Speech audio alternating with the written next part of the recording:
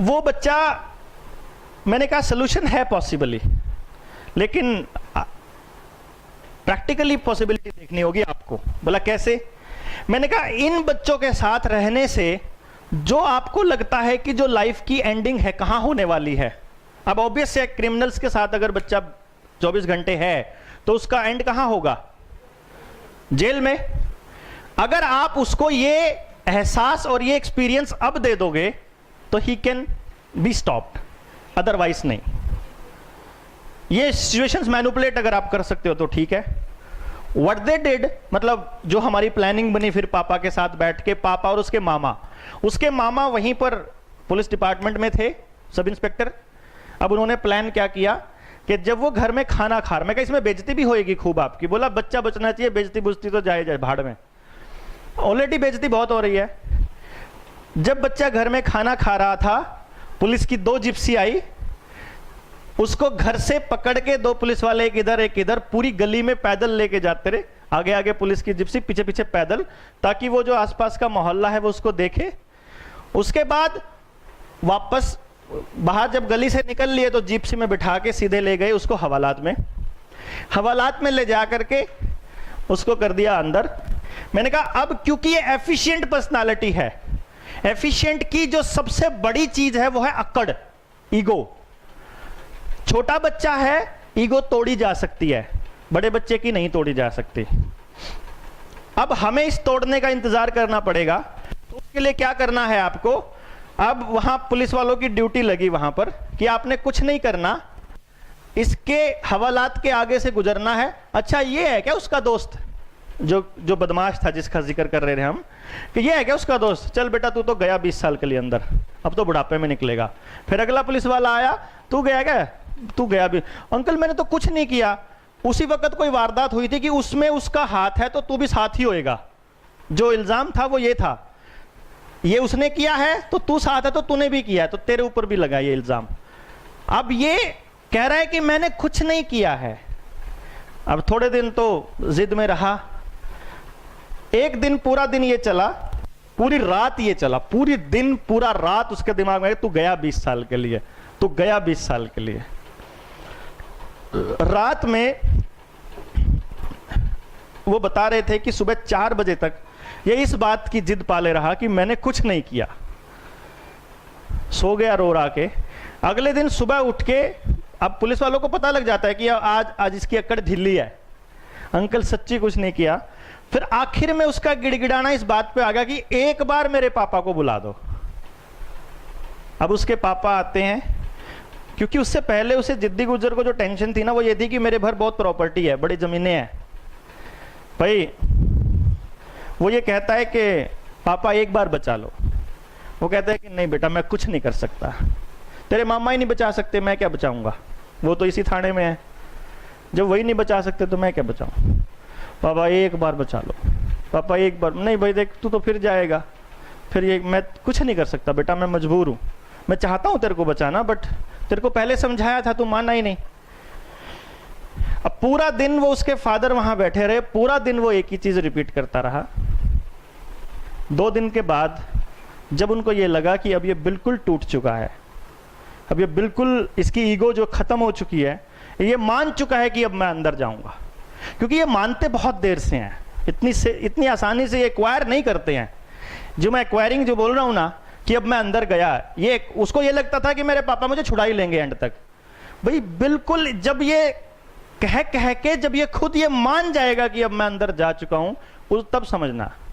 जब उसके पापा का फोन आया कि आज रात को ये कह चुका है कि अब क्या करें, जब हो गया ऐसे, जब हाथ ऐसे कर दिए दैट मीन्स एक्वायर हो गया। अब उसके पापा को सिर्फ मैनिपुलेट करना है कि मैंने कितनी मेहनत करी, कितनी जमीन बेची, कितने लाख इनको दिए, और तब मुझे बाहर निकाला गया। उस बच्चे ने IIT दिल्ली से ही इंजीनियरिंग करी। जो बच्चा फेल होता था 9th क्लास में, 10th क्लास में आर्य स्कूल टॉप किया था उसने पानीपत का।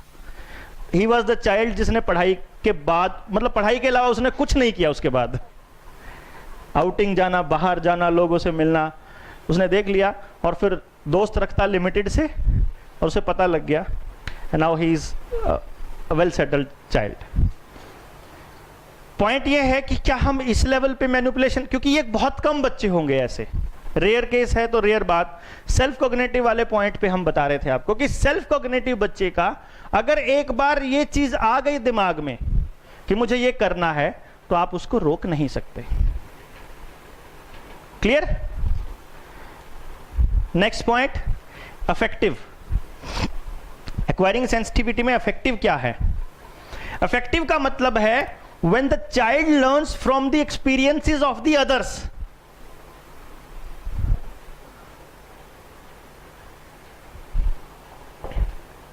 एक और पॉइंट है इंपॉर्टेंट कि आइडियलिस्ट और एफिशिएंट 80 to 90% केसेस में सेल्फ कॉग्निटिव ही होते हैं।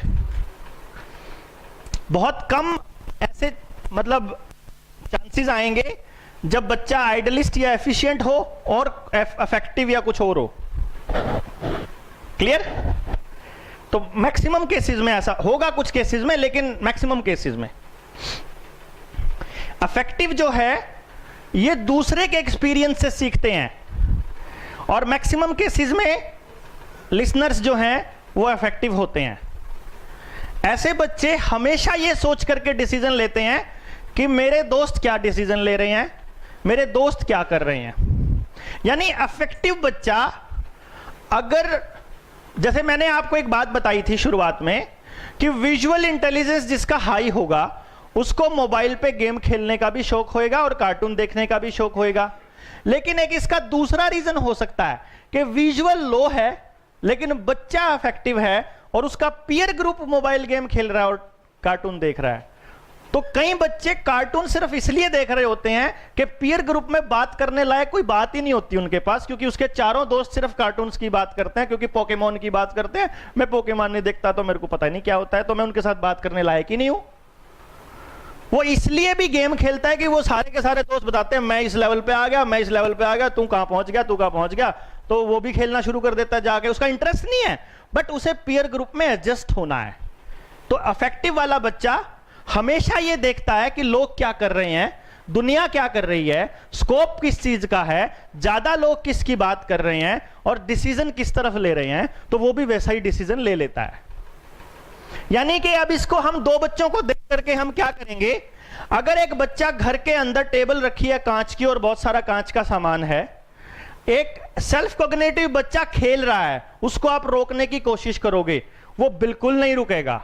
अफेक्टिव को रोकने की कोशिश करोगे वो भी नहीं रुकेगा। अब दोनों मानेंगे कैसे? सेल्फ कॉग्निटिव को जब खुद चोट लग जाएगी या कोई सामान टूट जाएगा, चपेट पड़ जाएगी, तो अगली बार नहीं करेगा वो, उसी टाइम मतलब साथ के साथ रिफ्लेक्स एक्शन।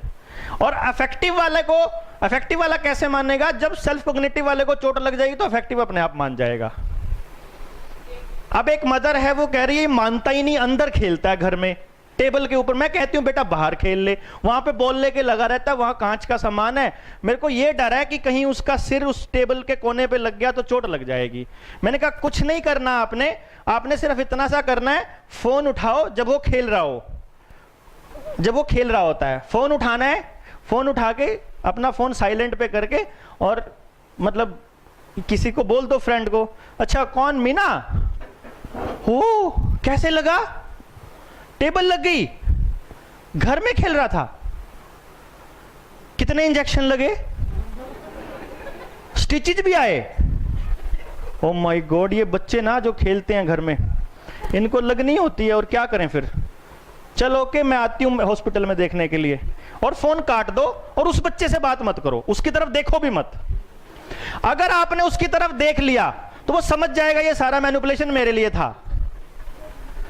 उसको नहीं टोकना बिल्कुल भी, सिर्फ ये बताना है कि ऐसे ही एक बच्चा खेल रहा था, उसके बच्चे को चोट लग गई, अब उसको जिसको अब मान लो उसको इंजेक्शन से डर लगता है तो इंजेक्शन बोल दो, स्टिचेज से डर लगता है स्टिचेज, जिस भी चीज से डर लगता है वो लाइन बोल दो कि उसके वाले बच्चे के साथ हुई है, मेरे करनी, तेरे को नहीं लगनी तू खेल ले, वो फिर वो नहीं खेलेगा वहां पे। या देख ही ले किसी को लगा हुआ, या सुन ले किसी, आपस में दो जने बात करो और वो सुन रहा हो बस। अगर उस बच्चे को मोटिवेट करना है भगत सिंह के जैसा, तो भगत सिंह की कहानी सुनाओ और छोड़ दो। हम माँ बाप या टीचर्स गलती क्या करते हैं, इस कहानी से क्या शिक्षा ली पे शुरू हो जाते हैं और तुम्हें भी ऐसा करना चाहिए बोल देते हैं। जैसे ही आप बोलोगे कि आपको भी ऐसे ही करना है, सारा सीन खत्म हो जाएगा। ऐसे बच्चों को कहानी सुना दो, जो भी कहानी कहना तो, मान लो चल मैं आजा तेरे को ना एक फ्रेंड की कहानी सुनाती हूं, ये करके वो उधर खेल रहा था, खेलते खेलते लगा उसका सिर और वो सिर फूट गया। अगली बार गारंटी है वो नहीं खेलेगा अंदर घर में। यानी जो वो काम कर रहा है उन हालात पे कोई और आदमी की बात बता दो और उसको क्या नुकसान हुआ वो बता दो और छोड़ दो। मैं छोड़ दो पे बहुत फोकस दे रहा हूं। अगर आप उसको साथ में ये बताना शुरू कर दे, तू भी खेलता है, देख लेना तेरे को भी लग जाएगी, फिर नहीं समझ आएगा उसको।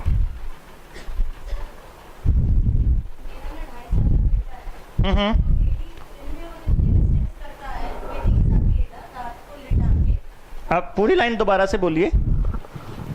मेरा 2.5 साल का बेटा है, दिन में वो कोई भी गलती करता है जनरली, उसे उस वक्त पे ना टोक के मैं रात को कहानी सुनाती हूँ। कहानी में कैरेक्टर्स अलग अलग होते हैं और वो एक सीन जरूर होता है। पर सर 2.5 साल का बच्चा, अब उसको ये समझ आ गया है कि जो रात को एक कहानी जो सुनाई जाएगी ना, उसमें एक दिन वाला वो सीन जरूर आएगा और वो आगे आगे कहना शुरू कर देता, ओफो बच्चा तो पागल था ना, गाड़ी से तो बाहर हाथ ही नहीं निकालते ना मम्मा, फिर क्यों निकाला उसने। अब मैं उसको, मतलब मेरा तो ये खत्म ही हो गया कि मैं उसको कहानी भी कहाँ तक सुनाऊं। और जबकि उसमें वो फेक कैरेक्टर होते हैं सारे। 2 बच्चे जा रहे थे, वहां जा रहे थे, गाड़ी से बाहर हाथ नहीं निकालना, चोट लग जाती है, कह के बस कहानी खत्म करनी। अब वो आगे आगे 2.5 साल का है, वो आगे ही आगे बोलना शुरू कर देता, ओहो अच्छा वो पानी फेंका हुआ था ना, वो तो गिर जाता वो बच्चा। मैं बता रहा हूं, मैं आपको करेक्ट करता हूं 2-3 जगह पे। पहली बात, इस बात की कोई श्योरिटी नहीं है कि वो इफेक्टिव है। पहला पॉइंट ये है, क्योंकि शायद आपने पहले उसका एफिशिएंट के बारे में बात करी थी कि वो एफिशिएंट है, तो फिर आप उसके लिसनर्स जैसे कैरेक्टर्स पे कैसे बोल रहे हो? ठीक है ना, आपसे पहले मेरी बात हुई थी जब आप यहां बैठे थे उस वक्त, तो वो है ही नहीं है इफेक्टिव और आप इफेक्टिव मेथड यूज कर रहे हो। बेसिकली वो स्मार्ट, एफिशिएंट और आइडियलिस्ट तो होते ही स्मार्ट हैं, खूब जरूरत से ज्यादा, उनको करना ही वो है, वो रास्ता ढूंढ ही लेते हैं वैसे भी। तो आप 2 चीजों को मिक्सअप कर रहे हो बेसिकली। वो सेल्फ कॉग्निटिव बच्चे को आप इफेक्टिव मेथड से समझाने की कोशिश कर रहे हो and is that much smart कि वो 2-3 बार में ही समझ जाएगा। दूसरी जो गलती हम कर रहे हैं पेरेंट्स, कि हम साथ में उस कहानी के साथ में उसको समझाए, हमारे को है ही दिमाग में है ही नहीं है कि ऐसा कोई तरीका किसी ने बताया ही नहीं कि बता के छोड़ना है। आप साथ में उसको जरूर समझाते हो कि भाई कि यही वाला जैसे तुम निकाल रहे थे ना, जैसे तुम कर रहे थे ना, ये लाइन मतलब आएगी जबान पे, क्योंकि हमें एग्जैक्टली इतनी स्मार्टनेस है नहीं ना हमारे में पेरेंटिंग में, तो हमें ये मालूम नहीं कि भाई उसको सिर्फ बता के छोड़ना होता है, और वो तो है ही नहीं ना उस कैटेगरी का, उसका तो सीन ही खत्म है, उसका तो पॉइंट ही खत्म हो गया। मैं दूसरे वाले इफेक्टिव की बात कर रहा हूं, क्लियर? अब ऐसे बच्चों को, मान लो आप ये चाहते हो कि आपके क्लास में बच्चे हैं लिसनर्स। अब लिसनर बच्चे की प्रॉब्लम क्या होती है, मैंने शुरू में ही बताया था कि वो बहुत ज्यादा देर तक कंसंट्रेट नहीं कर पाता। लेकिन ये बात तब तक सही है जब तक वो अकेला पढ़ रहा हो। अगर लिसनर के सामने बैठ के 2 बच्चे पढ़ रहे हो तो वो तब तक पढ़ेगा जब तक सामने वाले पढ़ रहे हैं। अगर लिसनर की मम्मी अपनी किताब उठा के बैठ जाएगी तो डेफिनेट है 2 या 3 दिन के बाद वो बच्चा भी अपनी किताब लेके बैठना अपने आप शुरू कर देगा, आपके बिना जोर लगाए। जरूरत ही नहीं है आपको कुछ भी करने की, क्योंकि वो इफेक्टिव है। उसके अंदर फीलिंग ही वो आती है कि जो लोग कर रहे हैं मैं वही करूं, जो दूसरे लोग कर रहे हैं। तो घर में अगर 3 लोग और हैं, वो तीनों एक ही काम कर रहे हैं तो वही करेगा। लिसनर को अगर आप अकेले को बेड पे बैठे को खाना दे रहे हो तो वो नाक चढ़ाएगा, मैंने नहीं खाना, मेरा मन नहीं है, मेरा मूड नहीं है। बट जब आप पूरा बना के सारा सामान ला के इकट्ठा रख के पूरी फैमिली खाएगी तो वो 2 रोटी फालतू खा जाएगा। समझ रहे हैं आप? वो जब सामने वाला खाता नजर आए, जब उसके दोस्त आ जाएं, कजन्स आ जाएंगे, तब वो खूब खाएगा। बट जब वो अकेला है तब वो नहीं खा रहा है, तो आपको उसका सोल्यूशन ऑलरेडी आपके पास है, आप उसको उस ऊपर से ईगल आई से नहीं देख पा रहे हो। बहुत सारी प्रॉब्लम्स का तो सोल्यूशन वहीं पर है, आपकी प्रॉब्लम्स में ही। ऑलरेडी वो बच्चा आपको साइन दे रहा है कि मैं ऐसे खाता हूं, ऐसे पढ़ता हूं, ऐसे काम करता हूं, ये तरीका और ये मेरा को, जिसको आप लोग थोड़ी सी ये कहते हो कि ठीक नहीं है, उसको ठीक करने का तरीका भी वो खुद ही बता रहा है। Got my point? मतलब इसका मतलब क्या हुआ कि जैसे हमने अपने अपने बच्चों को आइसोलेशन में रख दिया। आप देखोगे जब हम छोटे थे तो हमारे कुछ टीचर्स ऐसे होते थे जो शाम को बच्चों को घर बुला लेते थे अपने होमवर्क करने के लिए, नई एक्स्ट्रा क्लास लेने के लिए, समझाने के लिए। स्कूल में ही घर होते थे कुछ लोगों के, तो वहां पे बहुत बढ़िया पढ़ाई होती थी इस माहौल में, क्योंकि सारे ही पढ़ रहे होते थे अपनी अपनी मस्ती में। तो जब हम अपने बच्चों को आइसोलेशन में ले गए तो ही हमारे बच्चों के साथ ये प्रॉब्लम आनी शुरू हुई, क्योंकि ज्यादातर बच्चे इफेक्टिव हैं, ज्यादातर लिसनर हैं, और हमने उनको अकेला अकेला पढ़ने की आदत डाली कि तू पढ़ ले, मैं अपना काम कर लूं। तो वो जब अकेला है तब वो नहीं पढ़ पाएगा, किसी भी हालत में किसी और चीज पे भी कंसंट्रेट नहीं कर पाएगा। But when they are working together as a team, उनके अंदर एंथुसियाज्म शुरू से आखिर तक खत्म नहीं होगा, इसकी गारंटी है। सो गॉट माई पॉइंट? सॉल्यूशंस बहुत सारी चीजों के आपके हो गए।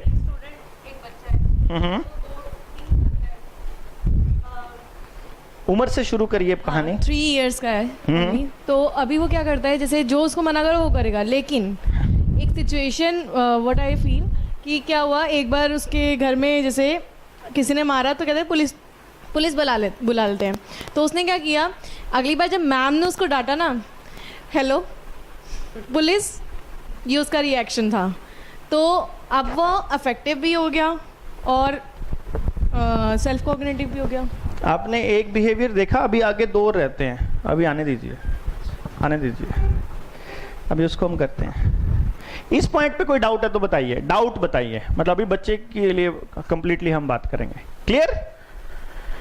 यानी कि आपको कैसे पढ़ने के लिए मोटिवेट करना है, क्या काम करने के लिए मोटिवेट करना है। इसीलिए मुझे उस स्टिकर की जरूरत पड़ी आपको देने के लिए, कि उन लोगों को ये लगे कि ये लोगों ने लगा रखा है, ये लोग चाहते हैं ऐसी एजुकेशन, तो हम भी चाहना, वो भी चाहना ऑटोमेटिक शुरू करें। उनको कुछ नहीं पता लॉजिक का, मैं आपको जो आप कह रहे थे ना, उनको कुछ नहीं पता। उनको ये पता है बस ये लगा रहे हैं, मैडम है स्कूल की ये लगा रही है, मतलब कुछ ना कुछ समझ के ही लगा रखी होगी, वो इतने में ही मान जाते हैं। And this is with 85% cases.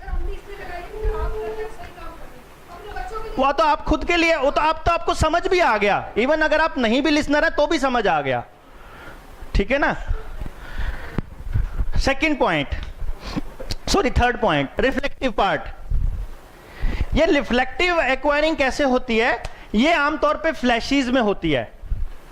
ये क्या होता है कि थप्पड़ मार के समझ आता है कि थप्पड़ मार दिया, get out of my class. जैसे इवन क्लास में तो क्या, टीचर तो बहुत ही कम रिफ्लेक्टिव होती हैं क्योंकि उनका एक्सपीरियंस हो जाता है। सिबलिंग्स में ऐसा होता है, ऐसा मारूंगी चपेट तेरे को, मतलब ऐਵੇਂ कुछ भी कह दिया मुंह से और फिर थोड़ी देर बाद सॉरी यार, सॉरी मेरे मुंह से निकल गया, लाइक दैट। शट अप मुंह से निकलता है ना एकदम झटाक से, तो समझो वो रिफ्लेक्टिव है, और वो फ्लैशी भी होनी है कंफर्म, ठीक है ना। शट अप, गेट आउट, या एकदम से मैं नहीं करना, जब ऐसे करके जो करते हैं लाइक दैट, वो रिएक्शन जो है वो सिर्फ रिफ्लेक्टिव का ही होगा। अगर वो सेल्फ कॉग्निटिव का है तो वो प्लान्ड है, अगर वो सेल्फ कॉग्निटिव का है रिएक्शन सेम तो वो प्लान्ड है, और अगर फ्लैशी का है तो वो इंस्टेंट है, वो अपने आप मतलब स्पॉन्टेनियस है, एकदम से निकला और फिर बाद में सॉरी फील होना ही होना है शाम को, सुबह, जो भी। क्लियर? इसमें इसका जैसे क्या है कि सेल्फ कॉग्निटिव को खुद एक्सपीरियंस ही करना पड़ेगा। मान लो आप ये कह रहे हो कि उस बच्चे को पढ़ने के लिए मोटिवेट करना है, तो जब वो पढ़ा और उसकी इज्जत बनी, जब उसने वो काम किया, उसको अवार्ड मिला, उसको अप्रिसिएशन मिला, एनफोर्समेंट मिली, तो वो कंटिन्यू रखेगा। एक बार भी अगर उसको नहीं मिला तो वहीं पे डाउन जाना शुरू हो जाएगा। Self cognitive. अफेक्टिव वाला, उस जो पहले वाले को मिल रहा है अवार्ड, उसी से होता रहेगा। एक को थप्पड़ बज रहा है, वो पास बैठे कहां पर रहेगा।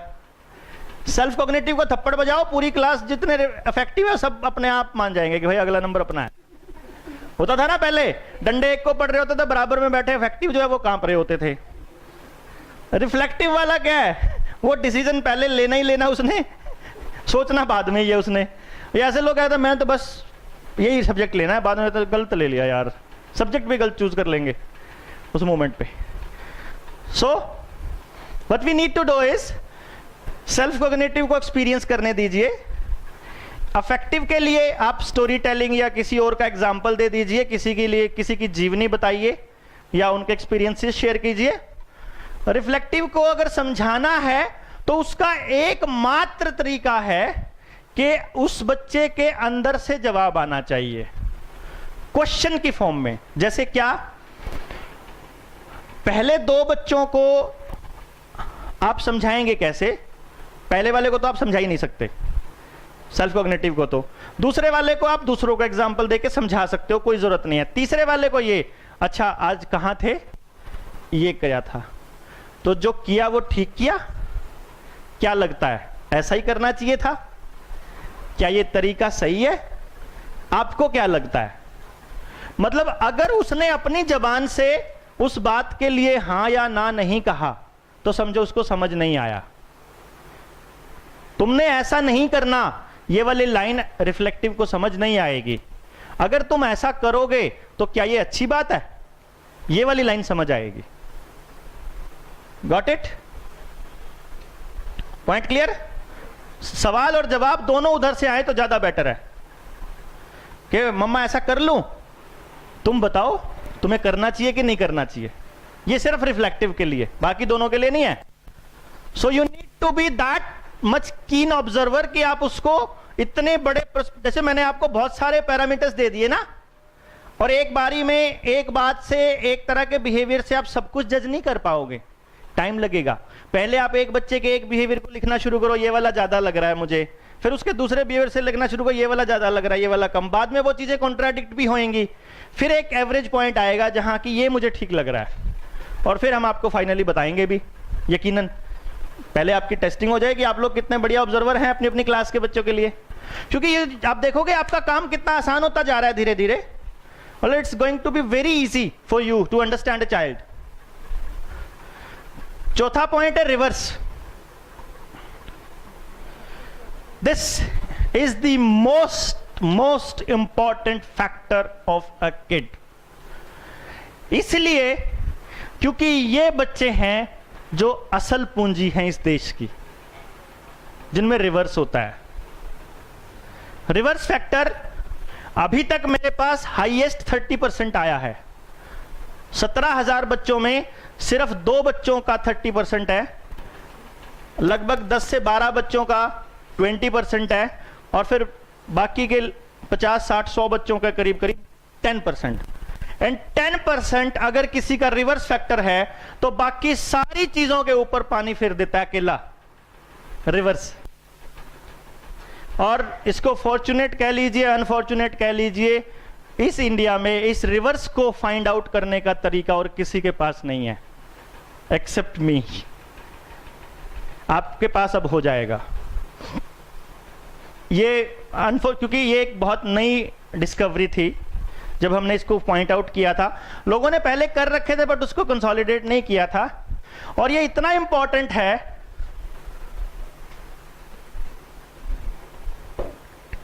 जैसे क्या बताया मैंने आपको, हमने शुरू में ही 4 पर्सनालिटीज को कैटेगराइज किया लाइफ में, LIFE। एक कैटेगरी बताई जो 100 में से 8-10 हैं, एक दूसरी कैटेगरी बताई 100 में से 8-10 हैं, एफिशिएंट और आइडियलिस्ट। फिर बताया मैंने फ्लैशी की परसेंटेज 1 से 2% है, और फिर बताया कि करीब करीब 80 to 89 जितना भी बचा वो सारा का सारा लिसनर्स का। ऐसा बोला, ये 100 में से था परसेंटेज थी। जो रिवर्स है वो 1000 में एक बच्चे का होता है। तो this is that much rare, इतना रेयर है इसीलिए इसको कोई समझता नहीं है।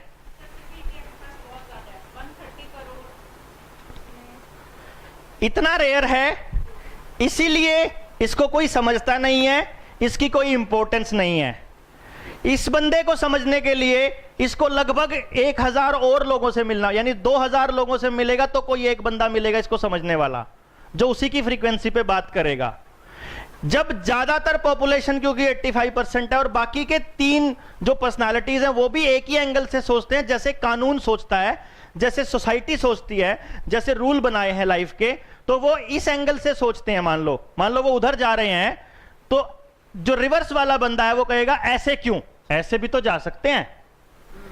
इस बच्चे का एक डायलॉग होता है कॉमनली, जब आप उसको कोई भी चीज बताने लगोगे ये काम ऐसे करना है, वो कहेगा ऐसे क्यों, ऐसे भी तो कर सकते हैं। He always has an alternate way of doing things. Do you have anyone in your circle, class, कोई ऐसा बच्चा जो आंख में आंख डाल के बात करता है और कॉन्ट्राडिक्ट करता है, like challenging the authority of the teacher? है ऐसा कोई बच्चा जो ऐसा लगता है कि he is challenging the authority? हाँ जी, प्लीज रेज योर हैंड। आपकी क्लास में कोई ऐसा बच्चा है तो, आपके घर में रिलेशंस में हो, जो ऐसा लगता है कि वो अथॉरिटी को ही चैलेंज कर रहा है, मतलब आपके पढ़ाने के तरीके को ही चैलेंज कर रहा है। हाँ, तरीके को, वही मेथड को ही तरीका कहते हैं। हाँ, नॉन कन्वेंशनल घुमा फिरा। इवन यहां तक कि आप पढ़ा रहे हो गोदावरी नदी, सवाल पूछेगा गंगा नदी पे। आप पढ़ा कुछ और रहे हो और पूछेगा अपने दादा नाना की किसी बात पे। वो पढ़ा कुछ और रहे हो एंड टीचर क्या, मतलब मैं आपको बताता हूं रियली क्या करता है टीचर। ऐसा बच्चा ऐसे करेगा, टीचर ऐसे, हाँ यू प्लीज मैम, ये सवाल पूछा, सवाल पूछते टीचर सोचेगा, मतलब टीचर का यही रिएक्शन आएगा, बिकॉज टीचर को लगेगा कि मैं पढ़ा कुछ और रहा हूं और ये कुछ और पूछ रहा है। लेकिन मैं आपको बताऊं, वो बच्चा आपका ही सवाल पूछ रहा है, वो उस चीज के ऊपर ऑलरेडी 4-5 तरीके के थॉट्स ले चुका है, उस पे मतलब कुछ रिएक्शन भी शो कर चुका है, डिसीजन भी ले चुका है। ही वांट्स क्लैरिफिकेशन, और आप देखोगे उसका जो सवाल है घूम फिर के आपके सवाल का ही अल्टरनेट होता है बेसिकली। ये बच्चे बहुत ही नॉन कन्वेंशनल तरीके से सोचते हैं। पूरी सोसाइटी इनको लगता है ये उल्टे चलते हैं। इनको कहोगे इधर से जाना है तो कहीं इधर से तो जाना नहीं, अब कहीं और से जाएंगे। ऐसे करना है, ऐसे तो करना नहीं, कोई ऐसे तो दुनिया कर रही है, अपन किसी और तरीके से करेंगे। टीचर ने लिखना सिखाया ऐसे लिखना, वो कहेगा ऐसे नहीं लिखना, दूसरे तरीके से लिखना है। They have exceptional capabilities of thinking, they have exceptional plannings, they have exceptional strategies for the country, for everything, matlab they learn. They are so exceptional that the present scenario, present people can never ever understand them. उनकी सोच आप देखोगे कम से कम 10 साल आगे की होती है। उनके थॉट्स आप देखोगे कम से कम 5 साल बड़े होते हैं। छोटा बच्चा 3 साल का है लेकिन दोस्ती 8 साल की लड़के से ही करेगा। 10 साल का बच्चा है तो 15 साल के वाले से दोस्ती करेगा, 10वीं 11वीं वालों से। ये बच्चा अपनी उम्र के बच्चों के साथ भी नहीं खेलेगा। खेलेगा तो या तो अड़ंगी अड़ाएगा, या साइकिल में डंडा फेंकेगा, या किसी की कार स्क्रैच करेगा, या ट्यूबलाइट फोड़ेगा, या कुछ समथिंग लाइक दैट। बंदूक उसका सबसे फेवरेट खिलौना होता है, बिकॉज क्योंकि मैक्सिमम पॉपुलेशन उसको नहीं समझ सकती, इसीलिए उसके अंदर एक अजीब किस्म की इरिटेशन पनपती रहती है। वो बच्चा अगर खुलकर बोलेगा तो सामने वाला इरिटेटेड रहेगा, अगर वो खुलकर नहीं बोलेगा तो वो इरिटेटेड रहेगा, बिकॉज एकदम कॉन्ट्राडिक्शन में सोचता है वो। है कोई आसपास ऐसे? है ना सर? ये बच्चे आमतौर पे 7th क्लास के बाद इस एजुकेशन सिस्टम को रिजेक्ट कर देते हैं, अपने एजुकेशन सिस्टम को। After 7th class they they have lost their all interest in the education। बस याद कर रहे होते हैं क्योंकि वो अल्टरनेट नजर नहीं आता, बस पास होना है, बस इतना करना है। मोबाइल के पासवर्ड, पड़ोसियों के wifi password, they have their ये उनकी सबसे फेवरेट काम है। मम्मी ने कोई चीज छुपाई है उसको ढूंढना, मतलब whenever जो आप लॉक लगा रखे हैं वो तोड़ना उनका प्रायोरिटी होती है। दे आर अल्टीमेट हैकर्स, मतलब अगर उनको प्रोग्रामिंग सिखा दी जाए, दे ऑलवेज प्रेफर कि मैं हैकिंग में जाऊंगा। और उसके पास बहुत सारी चीजें होती हैं। हम इंडियंस, स्पेशली हमारा एजुकेशन सिस्टम उन बच्चों को इतना खराब कर लेता है कि मैक्सिमम लोग या तो सारी उम्र इरिटेशन में गुजारते हैं या जेल में। हम इनको क्रिमिनल बना देते हैं आखिर में, क्योंकि उनकी बचपन की एक्टिविटी अगर आप देखेंगे तो समथिंग लाइक इस तरह की नजर आएंगे कि ये सोसाइटी में रहने लायक नहीं है। असल में ये सोसाइटी में रहने लायक नहीं होते, ये सोसाइटी से बहुत ऊपर के बंदे होते हैं जिनके पास ऐसा विजन होता है जो सोसाइटी को असल में रास्ता दिखाता है, दुनिया को रास्ता दिखाता है। बट उस दौर के लोग इनको कभी नहीं समझ सकते, चाहे मुंशी प्रेमचंद हो, चाहे शेक्सपियर हो, पैब्लो पिकासो हो, अरिस्टोटल हो, अरस्तु हो, गैलीलियो हो। उस दौर के लोगों ने इनको फांसी पर ही चढ़ाया है, गोलियों से ही मारा है, जहर ही पिलाया है। They can't understand them. उस दौर में मुंशी प्रेमचंद अपनी गरीबी में, फकीरी में ही मर गए। पजामा एक ही था बेचारे के पास कई कई साल तक, लेकिन उसकी अगली पीढ़ियां आज भी उसकी रॉयल्टी से करोड़ों रुपए कमाती है। शेक्सपियर, उस दौर में लोगों ने उसकी बातों को समझा भी नहीं और बाद में आज मास्टर्स के बच्चे उसको पढ़ते हैं। इसी तरह से चाहे पिकासो की बात करो, चाहे लियोनार्डो दा विंसी की बात करो, उस दौर में जब वो बनाया करते थे तो लोगों को समझ में ही नहीं आता था क्या बना रहे हैं, लेकिन जब वो बनाकर चले गए तो उनकी एक एक पेंटिंग, एक एक चीज करोड़ों रुपए की बिकी, because they had visions, they had exceptional qualities. जिन लोगों ने, ऐसे बच्चे अगर घर से निकल जाएं, ऐसे बच्चे आइसोलेटेड हो जाएं, ऐसे बच्चे अगर इनको घर वाले घर से बाहर निकाल दें तो ये बच जाते हैं, और अगर ये घर में रहें तो इनका सत्यानाश कन्फर्म है, क्योंकि इनको समझ ही नहीं पाते इनके माँ बाप, कभी नहीं समझ पाएंगे। क्योंकि आज से 10 साल बाद की बात मैं आज करूंगा तो आपको समझ में आएगी ही नहीं, कभी नहीं आएगी। They always think in the night कि मेरे से क्या गलती हो गई, मैं बात तो ठीक ही कह रहा था ना, बट दे कांट अंडरस्टैंड। वो अपने माँ बाप को कभी भी कन्विंस नहीं कर पाएंगे और ना उनके माँ बाप उनको कन्विंस कर पाएंगे, बिकॉज दे ऑलवेज से मुझे पता है मुझे क्या करना है, I know what I have to do. But माँ बाप जबरदस्ती उनका कचरा कर देते हैं। असल में अगर इस सोसाइटी को कोई आदमी डायरेक्शन देगा, अगर लॉन्ग लाइफ अगर कोई चीज देगा, अगर कुछ भी नई चीज बना के देगा तो वो ये बच्चा होगा जिसके पास रिवर्स है। नेगेटिव नहीं होगी, नेगेटिव होगी सिर्फ तब जब इनपुट नेगेटिव मिल रहे हैं। टेररिज्म नहीं होता, टेररिज्म कभी भी ऐसे बच्चे नहीं करते। ये बच्चे अगर मान लो एफिशिएंट पर्सनालिटी में रिवर्स आ गया और नेगेटिविटी है तो अपने आप को प्रूव करने के लिए चोर बनेगा, अपने आप को प्रूव करने के लिए क्रिमिनल बनेगा कि पकड़ के दिखाओ। तुम कह रहे हो ना तुम में दिमाग तेज है, पकड़ के दिखाओ।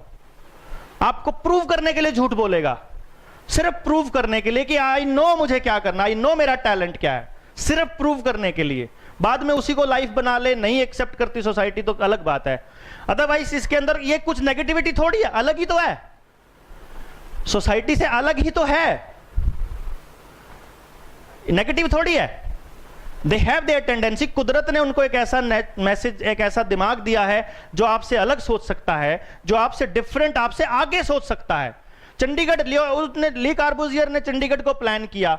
मैं आज 2000 में, मैं 1999 में मैं चंडीगढ़ गया जब, तो बाइक पे गए थे हम लोग, हमने देखा 3 लेन इधर 3 लेन उधर, 6 लेन, गाड़ी एक भी नहीं। मैं कहा पागल था यार, 50 साल पहले इतनी चौड़ी सड़कें बना गया। आज देखता हूं चंडीगढ़ के अंदर कितनी भीड़ है। आज देखता हूं, आज चंडीगढ़ ने पिछले साल 2018 के अंदर एक ट्रैकिंग वालों के लिए, एक पैदल चलने वालों के लिए और साइकिल वालों के लिए अलग से ट्रैक निकाला है रोड के बराबर में। वो ट्रैक को देख करके मैं पूरे चंडीगढ़ का चक्कर मार के आया और मैंने देखा पूरे चंडीगढ़ में उन्होंने ट्रैक निकाल दिया, एक सिंगल पेड़ नहीं काटना पड़ा। पूरे चंडीगढ़ में कांटे वाला एक भी पेड़ नहीं है, फ्रूट वाला एक भी पेड़ नहीं है रोड के ऊपर, कि कोई रोड पे बच्चा खड़ा नहीं होगा कोई। और पेड़ ऐसे हैं कि पैदल चलो या साइकिल पे मजाल आपको धूप लग जाएगी। इतनी प्लानिंग के साथ, इतने डिस्टेंस के साथ कि एक पेड़ दूसरे को टेक ओवर भी नहीं कर रहा, कुछ नहीं, कोई नुकसान नहीं, कोई नुकसान नहीं at all. Everything is so planned. मैं हैरान था, देन आई रिकॉग्नाइज, क्योंकि मैं तो इसी पे काम कर रहा हूं ना, कि ये सोच किसी ऐसे बंदे की हो सकती है यार। दे रिकॉग्नाइज, उनके पास resource, they recognize this kind of kids, और वो उनको अथॉरिटी देते हैं। आपके दिल्ली की प्लानिंग देखी है, मतलब धूप लग जाए आपको मजाल है हवा आ जाए आपको मजाल है, गाड़ी खड़ी करने की जगह नहीं, खड़े होने की जगह नहीं, चलने की जगह नहीं, सांस लेने की नहीं, नो, जीरो प्लानिंग के साथ शहर बस रहा है। कुछ भी नहीं है, क्योंकि गधों को बिठा देते हैं टॉप पे, असली प्लानर को तो कोई बिठाता ही नहीं, विजनरी लोगों को तो कोई जगह ही नहीं देता, टाइम ही नहीं देता, क्योंकि उनको पता ही नहीं विजनरी होते कैसे हैं। क्योंकि पता ही नहीं कि असल प्लानर कौन है।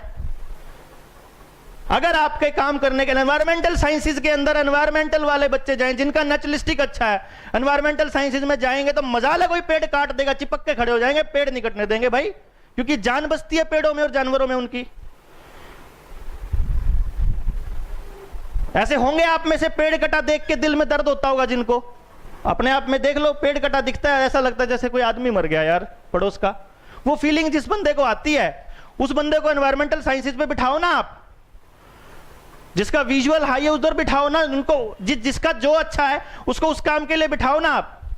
But we don't have that provisions, we don't have this much time to think, we don't have that much efficiency to work with, we don't have resources at all, but we need to develop ना। खड़े तो नहीं हो सकते, बैठ तो नहीं सकते, पता लग गया अब तो नहीं चैन पड़ना चाहिए कम से कम आपको, अब तो दिमाग खराब हो ही जाना चाहिए आपका, जैसे मेरा हो रखा है, हो जाना चाहिए ना। हर तीसरे चौथे दिन मेरे पास एक मैसेज आता है, sir I want to commit suicide, can I do. हर कॉलेज में जाता हूं, बच्चों से मिलता हूं, मेरे को मालूम है ये बच्चा 10वीं तक जाते जाते ये काम करेगा, तो उसके कान में कह के आता हूं, बेटा जिंदगी में जब ऐसा दिल करे ना करने का, मेरे को एक बार लास्ट बार फोन कर लियो, लास्ट डिसीजन लेने से पहले सिर्फ एक बार फोन कर लेना। एंड जब वो मेरे को कॉल कर देते हैं, मैं उसी टाइम सारे काम छोड़ के उसके घर पहुंच जाता हूं। मैं आ रहा हूं, 3 घंटे लगेंगे, 2 घंटे लगेंगे, and I save that child. उनके माँ बाप को यही कह के आता हूं, ये बच्चा मेरे को दे दो भाई परमानेंटली, ये मुझे मतलब, और क्या कर सकते हैं बताइए आप। ऐसे रूटीन में हमारे पास केसेस आते हैं, रूटीन में।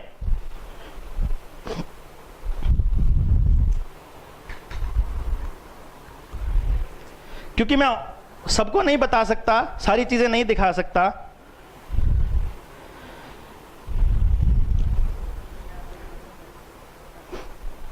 नाम नहीं बोलना आपने, ये देखिए पढ़िए।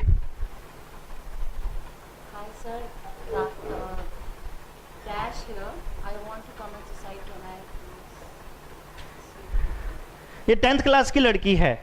मैंने एक एग्जाम्पल दिया है, 10वीं क्लास की बच्ची 8वीं में जब आई, मैंने इसके पापा को बोला, आपको समझ रिवर्स है इस बच्ची के अंदर, मैंने इसे बोला आपकी बच्ची एक्चुअली पढ़ने के लिए नहीं बनी है, मैं आपको बताता हूं आपने किधर लेके जाना है, इसको ये इतना सा एनवायरनमेंट दे दो, बस कुछ नहीं करना और आपने।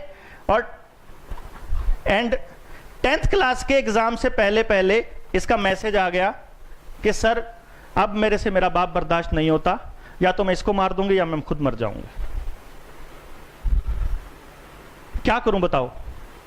मैं उसके बाप के साथ जाके हाथ जोड़ के, भाई ये लड़की मेरी हो गई, इसको 22 साल की उम्र तक संभाल लो, क्योंकि अभी ये एडोलसेंट पीरियड में है, मैं इसका कुछ नहीं कर सकता, अभी ये बच्ची है, तुम इसको 22 तक इसलिए रख लो कि तुम्हारे पास मेरी अमानत है, फिर इसकी उम्र की जो लड़की तुम्हारे सर्कल में सबसे ज्यादा कमाती हो उससे 10,000 फालतू मेरे से सैलरी ले लेना। तुम्हें तनख्वाह की तो दिक्कत है ना, मेरे को मालूम है इसके पास ये कितनी विजनरी लड़की है, तुम्हें नहीं समझ में आ रही, लेकिन मुझे तो मालूम है क्या करना है। डॉक्टर साहब पढ़ने के लिए ना कहूं, इसको खाने के लिए भी नहीं कहना, तूने मेरी है ये तेरी नहीं है, तो इसको कुछ नहीं कहेगा। जब ये कहकर आया, उसने पढ़ लिया, 85% स्कोर आया है 10th में, नहीं तो फेल होती थी हर बार, इसलिए फेल होती थी क्योंकि मेरा बाप कह रहा है, मैंने बिल्कुल नहीं पढ़ना। So you need to understand simply, आपको कुछ नहीं करना है। और क्या गलती है उस बच्चे की, मुझे तो ये समझ में नहीं आता है। उसको भरा पूरा दिया है, हमें समझ नहीं आ रहा ना, तो हम गलत हैं भाई। आपका सिस्टम इतना कैपेबल नहीं है तो हम गलत, सिस्टम गलत है। अगर आप मतलब चाहे आप अपने सर्कल में आप ये काम कर सकते हैं कि जो अभी शादी भी नहीं हुई होती है उनके लिए पेरेंटिंग क्लासेस, जिनके बच्चे पैदा नहीं उनके लिए पेरेंटिंग क्लासेस मैं फ्री ऑफ कॉस्ट देता हूं। तुम्हें बच्चे पालने की क्लासेस में देता हूं तुमको फ्री में, तुम आ जाओ मेरे पास या रजिस्टर करा के, तुम मेरे से एक दिन पूरा दिन लगा के देख लेना, तुम्हारे पास जो बच्चा आएगा वो कितना अनमोल होता है।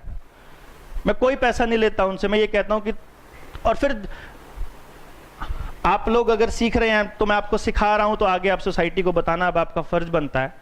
आप ये कह के हाथ पे हाथ नहीं धरे रह सकते कि हम क्या कर सकते हैं, नहीं, आपको पता लग गया, आपको करना पड़ेगा, करना ही पड़ेगा, नहीं तो जाते हुए क्या सोचोगे क्या किया। मैं तो हर रोज सोचता हूँ चल आज ये 2 बच्चे बचा लिए, आज ये बचा लिए। हम लोगों को आगे पेरेंट्स तक इस पूरे के पूरे लॉजिक को लेके जाना पड़ेगा। आपके पास अगर किसी बच्चे की रिपोर्ट पड़ी हो, अब आप समझ सकते हैं ना किसका क्या ज्यादा क्या हाई। अब आपको पता लग गया कौन बच्चा क्या करने के लिए बना, कैसे समझेगा, कैसे सीखेगा, सब कुछ पता लग गया ना। आप में से बहुत सारे टीचर्स ने मुझे अभी भी व्हाट्सएप नहीं किया है। देखो मतलब हम अंदर से कितने जागरूक हैं। मैं आपको यह कह रहा हूं, आपने सिर्फ मुझे अपना नाम और अपने डेजिग्नेशन और स्कूल का नाम भेजना है, ताकि मैं आपको, और साथ में यह भेजना है कि हम आपके एजेंट्स ऑफ चेंज बनने के लिए तैयार हैं। मैं अपने साथ जो लगने वाले जिनको सेम दर्द है, मैं उनको एजेंट्स ऑफ चेंज बोलता हूं, एंजल्स ऑफ चेंज बोलता हूं, बदलाव के फरिश्ते। तो आप लोग उसमें शामिल होने के लिए जुड़ सकते हैं, आगे आके सोसाइटी को बदलने का काम अपने सिर पे उठा सकते हैं। पड़ोस को ही सुधार लो, बस कुछ नहीं करना आपने। अब अपने बच्चे को तो अच्छा पड़ोस दे ही दोगे ना। क्या मैं मतलब आई एम नॉट आस्किंग कि मेरे साथ आकर के कुछ काम करना है आपने, आपको अपने जहां आप हो वहां के लोगों को समझाना है। वेदर आप रात को 1 घंटा उनके साथ बिताओ, पार्क में उनको बिठा लो, पड़ोस के लोगों को बिठा लो, किसी तरह से बिठा लो, पर try to work for the others kids. सिर्फ अपने बच्चे को बचा के आप कहीं भी नहीं लेके जा सकते। I assure you, isolated position में, अब जैसे आपको सब समझ आ गया, आइसोलेशन में आपका बच्चा बर्बाद ही होना है, कन्फर्म है ये। आपको इसके लिए उतरना ही पड़ेगा सोसाइटी के अंदर। और अगर दूसरों के बच्चों का दर्द देख करके, मैं तो अगर जम्मू कश्मीर में 2 लोग मरते हैं तो मेरा तो तब खून खोल उठता है। जब सड़क पे कोई जानवर पड़ा, कुत्ता पड़ा मिल जाता है, मेरे को तो तब इतना दर्द आता है कि मेरा बेटा मरा पड़ा जैसे। आप लोग कैसे जी लेते हैं खबरें किसी की मरी हुई की सुन करके बिना बोले, कैसे रह लेते हो आप लोग? मुझे समझ में नहीं आता। अगर किसी और के बच्चे के लिए दर्द नहीं है आपके दिल में, तो आपके बच्चे के लिए कहां से आएगा आप में? कहां से बनोगे आप मतलब एक अच्छे पेरेंट? सवाल ही पैदा नहीं होता। मान ही नहीं सकता कि आपके अंदर होगी इंसानियत किसी भी तरीके की। आप कैसे किसी को मोल्ड करने के लिए काम कर सकते हो? आप कैसे किसी बच्चे को अपने जैसा बना सकते हो? आप कैसे उसको मतलब उस दौड़ में शामिल होने के लिए सपोर्ट कर सकते हो? आप कैसे कर सकते हो ये, और कैसे होने दे सकते हो? मैं तो नहीं समझता आपको होने देना चाहिए। लड़ना चाहिए आपको, जितना हो सके उतना तो लड़ना चाहिए।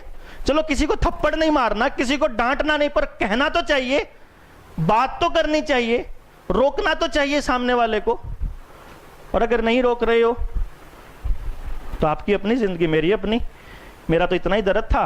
जो लोग आप में से मेरे दर्द में शामिल होना चाहते हैं, हमारे उस ग्रुप में आपका स्वागत है। अपना नाम मेरे को भेज दीजिए, हम आपको शामिल कर लेंगे। लेटर ऑन स्कूल जो अपने लेवल पे करेगा इन बच्चों को बचाने के लिए, मैं तो हाजिर हूं उसके लिए। आप लोग कितने हाजिर होते हैं, ये सवाल आपके साथ है। मुझे इतना ही बताना था, और आई होप कि आपको समझ आया होगा, आपको समझ में भी आया होगा, और सवाल भी आपके दिमाग में उठे होंगे। और इन्हीं सब बातों के साथ thank you very much.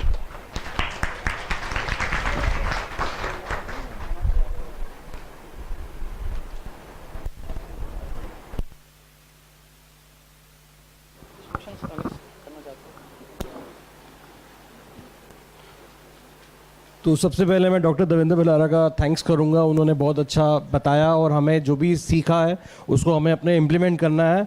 I think we should give a big hand for him once again.